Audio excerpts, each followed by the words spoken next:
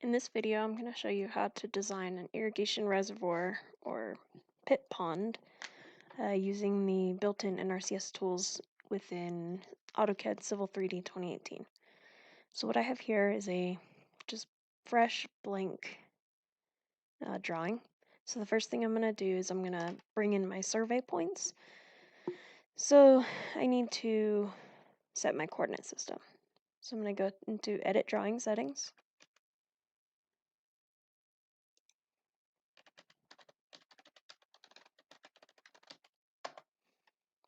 I'm going to hit Enter, and I'm going to change my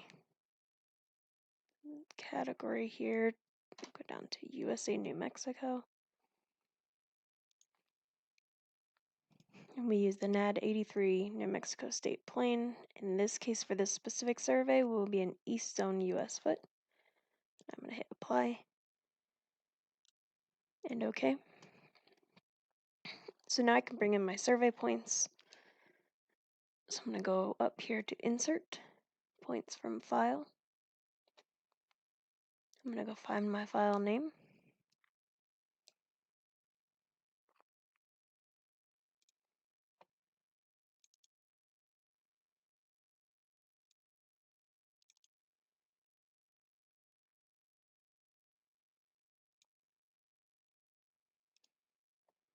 In my case, I save all my survey files as a CSV, so I would import this CSV. Under point file format, I'm going to scroll all the way to the bottom and choose PNEZD, which is Point, Northern, Easting, Elevation, and Description. And at this point, I'm not going to add my points to a point group and leave everything else blank. And I'm going to hit OK. If you have something that pops up like this, you can just check Apply to all duplicate point names and hit OK. So once it's done that, type in ZE for zoom extents and hit Enter, and you should see your survey pop up. Now at this point, I typically like to bring in a map just so I can double check that my survey was done correctly. So along the top, I'm going to go to the Geolocation tab, and I'm going to, where it says Map Off, I'm going to click on this and hit Map Aerial. And this just helps me visualize my project. Make sure I'm in the right area, everything looks like it was supposed to. So this producer is getting a pipeline down his fields, which is why we did this survey. But he also has a pond right here that he wants to move down to this field right here. So we just did a continuous topographic survey on a UTV of this field, just so we can get an idea of what the ground looks like. And we didn't survey right in here. You'll see blank areas because there's trees and the pond's not going to go there. So we want the pond to fit within this area. So the rest of the survey, we're not really going to use that much. So the first thing we're going to do is we're going to put these field shots into its own point group so that we can turn everything else off. We can just focus on these and we can create a surface out of it. So the first thing we're going to do is we're going to go up into your Prospector tab in your tool space where you see point groups. I'm going to right click and I'm going to hit New. So I'm creating a new point group. So this I'm going to label Pond Field. And then these tabs at the top, hit Include. We're going to do with numbers matching and selection, set, and drawing. Now I can just select which points I want. So I can just start drawing a box around the points that I want included in this group. Once I have them all, I hit Enter and OK. So now these are in a separate point group. So I can go to Point Groups, All Points, maybe. Alright, let's see if we can go to All Points, Point Style, None, and None. There we go. You could do this pond design and leave those points on. It doesn't really make a difference. I just do it to help clean my screen up. The next thing I'm going to do is I'm going to change my scale so that these are a little easier to see and read. So down here where it says 1 inch equals 40 feet, I'm going to click that and I'm going to change it to 1 inch equals 20 feet. And that just, makes it a little clearer to see. Now you can kind of see where we drove the UTV around and we circled in here, went up, yeah. So, alright, so the next thing we're going to do is we're going to create a surface. So, I'm going to minimize my point groups, and I'm going to go to Surfaces, and this is still in the Prospector tab of the tool space. I'm going to right-click and create surface. This is going to be my pond ground surface.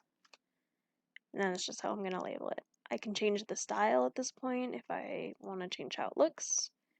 For me, I'm just going to leave it at contours 1 and 5 and triangles. And I'm going to hit OK. So now I'm going to expand my surfaces. I'm going to go to this pond ground surface and expand it. Go to Definition, Expand, Point Groups. Now I'm going to right click on Point Groups and hit Add. And I'm going to find that pond field point group that I just created. Hit Apply and OK. And now I have a surface.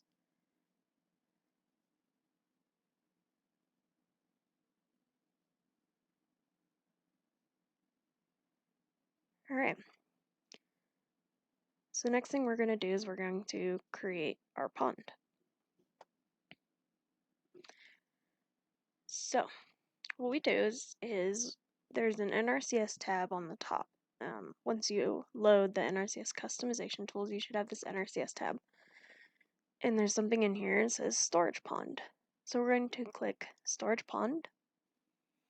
And now we're going to specify the size of our storage pond.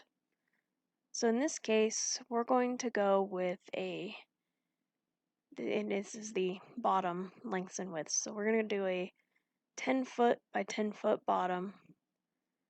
We're going to change this and say it's just going to be 10 feet deep instead of 12. We're going to do a 3-to-1 side slopes, 2 feet of freeboard, 1 foot of residual depth. Embankment top width is going to be 4 feet. Minimum exterior height, 1 foot. Exterior side slope, we're going to change this. We'll leave it as 3-to-1s. And then top of fill elevation. This just can be an estimate at this point. So for this project, just based on these elevations, 5205, 5206, 5204, I'm just going to go with 5205. So under inner feature line style, I'm going to change this to an embankment feature line, and the outer feature line style to an embankment feature line.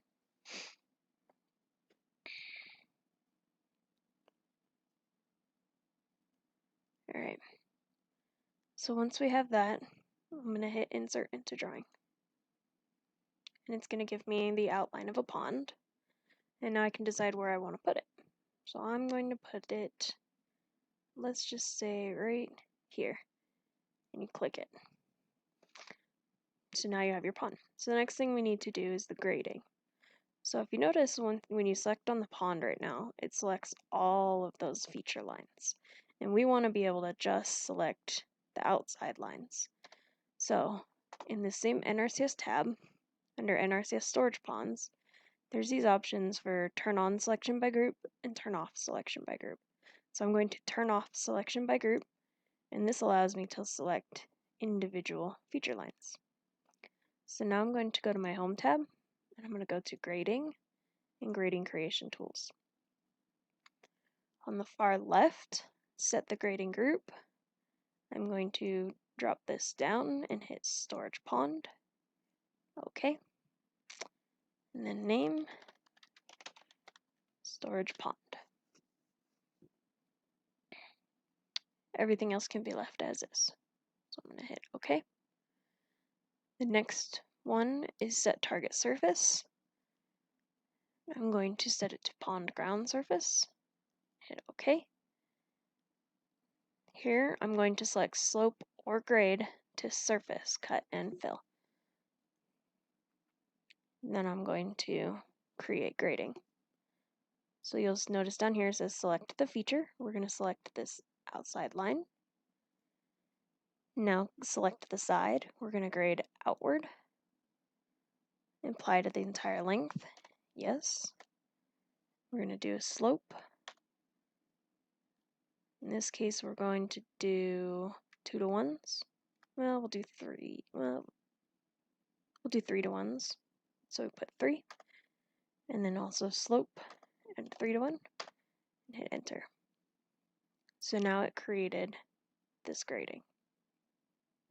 So now I can exit out of my grading tools. I'm going to go back to my NRCS tab. And I'm going to turn back on selection by group. So if you notice, this is red. That means this is all cut. So to me, that means we need to raise this pond up because we want the edges to the pond to be as close to the ground surface as possible. So there's many ways to do this. This is just how I do it. So I select my pond and I right click and I say raise lower. Now for this, I'm going to raise it 1 foot. So I just type in 1 and hit enter. And that raises the pond up and it automatically changes the grading. So now we have some fill on this side, but we're still below the ground surface on this edge. But we're about half and half. I'm going to raise this up some more. So I'm going to click on the pond feature lines. I'm going to right click. I'm going to go to raise lower. This time I'm just going to raise it a half a foot. Hit enter. Getting closer. I personally like to see this edge be even. I don't want to see it below the ground surface at all. So I'm going to keep raising this just ever so slightly.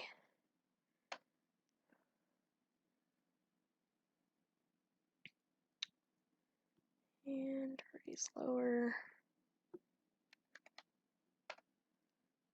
So that's pretty close. Pretty close right here. I think I might be able to do one more. There we go. So now you'll notice some of our grading went outside of our lines here. What we can do is we can grab this and we can say move. So we just hit M, enter, and we click and we can move our entire pond so that our grading fits within the field. Sometimes this just takes a little bit of playing with.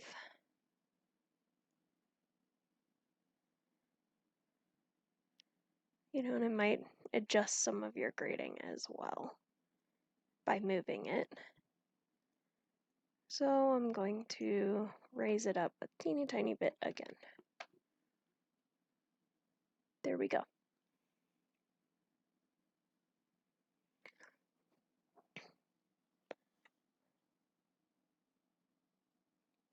So now that I have this done, I'm going to click on my grading on the outside, and I'm going to go up here to grading group properties.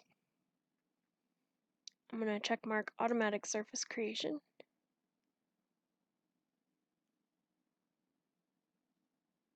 The name is already set to storage pond, but if you wanted to change that, you can change it. I like to use this grid magenta 2x2 for the style. And the type is going to be a tin surface. We're going to hit OK.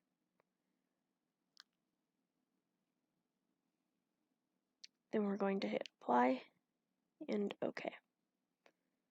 So now that has created a surface for the grading. Next thing we need to do is create a surface for the pond itself. So we're going to select the pond group. We're going to right click. Oh, sorry, we need to exit out. So we're only selecting the pond. Then right click, add to surface as break line. We're going to drop this down and select storage pond and hit OK. Under supplementing factors, we're going to checkbox that. We're going to put 5 feet and hit OK. You'll get a bunch of errors or what appear to be errors up here. That's just telling you that break lines are coming into each other. Break lines are intersecting. You can ignore them and just hit the green check mark. So once you have this, you actually have your pond done. So if you want to view it in 3D, you can click on those grids, your tin surface, right click and go to Object Viewer. And this will bring up the 3D view. And then if you just pick somewhere and left click and drag, you should be able to see a 3D model of your pond.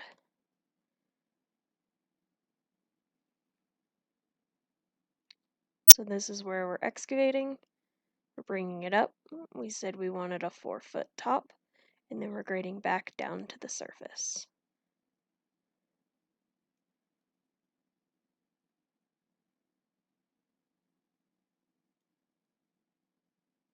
Okay.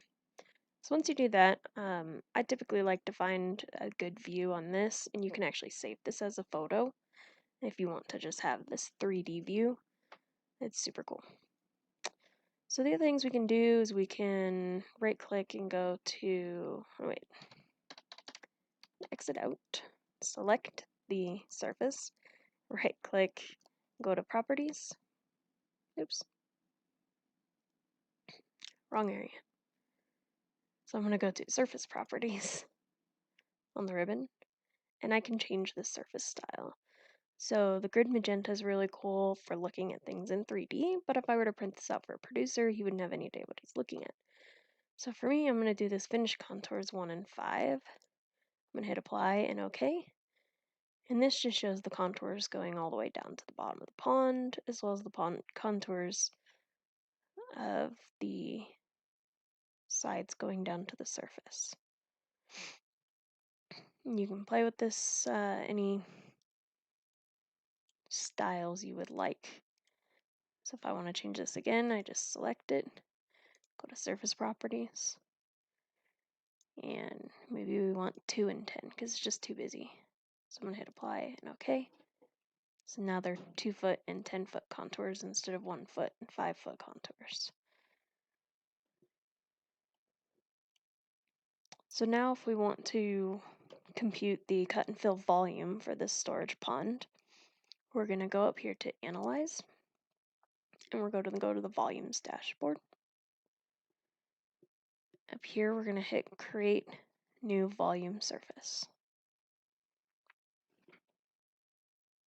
So for this, I'm going to put Volume Storage Pond. For style, I'm going to set it to off.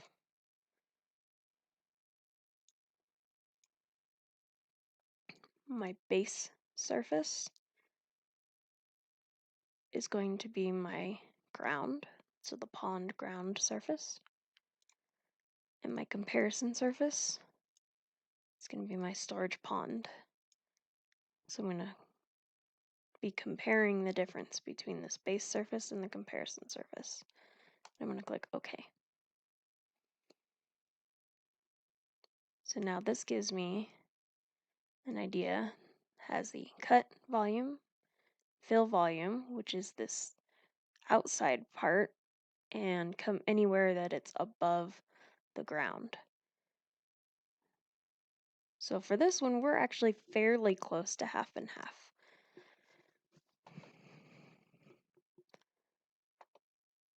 If you wanted a perfect scenario with no extra material left over, you can play around with the surface and get this to be exactly half and half.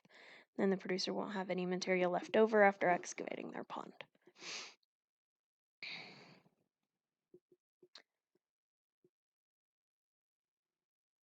So once you're done with this, if you want to generate this report to include in your design, you're going to go up here. This looks like a little piece of paper, the star, and it says Generate Cut Fill Report.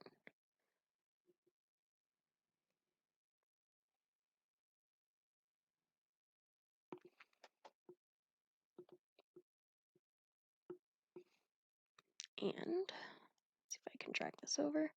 It actually generates this report here.